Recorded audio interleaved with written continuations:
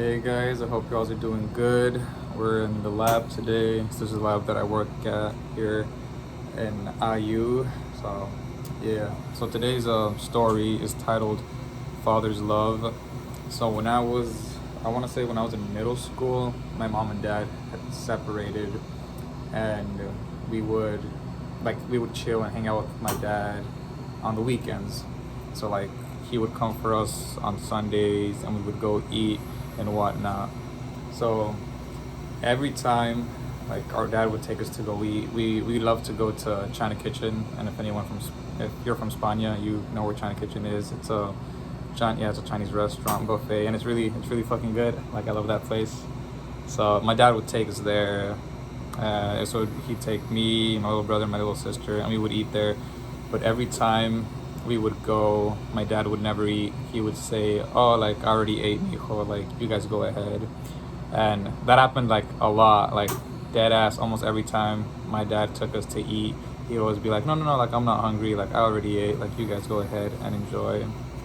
But and like so, like for me, like we thought, oh, okay, that's like cool. Like dad already ate. He's okay. He's not hungry. So we would just eat.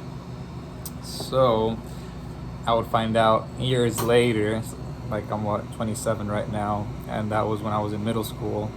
Yeah, when I was in middle school, that that that wasn't like the case. So and like my dad hadn't told me this, but I guess him and my sister had a conversation a while back, where my dad had told my sister that like all those times that my dad took us to go eat and said he wasn't hungry, he was hungry. He just didn't have enough money to pay for all of us to eat. So like when my mom and dad separated, my dad like went through the struggle, you know what I'm saying? Like he didn't have like money, he didn't have a lot of money. He was dead ass living paycheck to paycheck. But he never let us know. Like we thought, oh, like that's fine. Like you know, like he never let us know he was struggling. But yeah, I guess like every time he would go take us eat, and he would say that he wasn't hungry. Like he was hungry, he just didn't have enough money for all four of us to eat. So instead of him eating himself, he would sit at the table, tell us he wasn't hungry, and watch us eat while he was hungry. So and I don't know, that was crazy. That was crazy to hear that, because he didn't. My dad didn't tell me that, but he had told my sister that.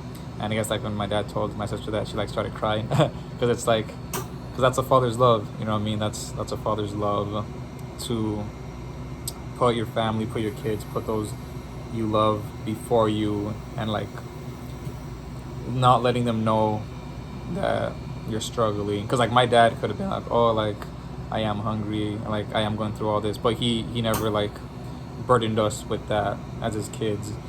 He dealt with those issues by himself. He didn't want to bother us with that. And I don't know, like I think that's beautiful, man. Like that's a beautiful story. Because when I was younger, I wasn't really super close with my dad, but now that I've gotten older, I've gotten closer with my dad, and I have a better relationship with him. And after like hearing that story of my dad, like, you know, for him not eating just so like we could eat every time we would go to a restaurant, I don't know, that shit hit. So yeah, I just wanted to share this story. Yeah, just love. Yeah, just love of a dad, love of a parent for their children. And yeah, I just want to say, I love you, Dad. Te amo, Papa. And until next time.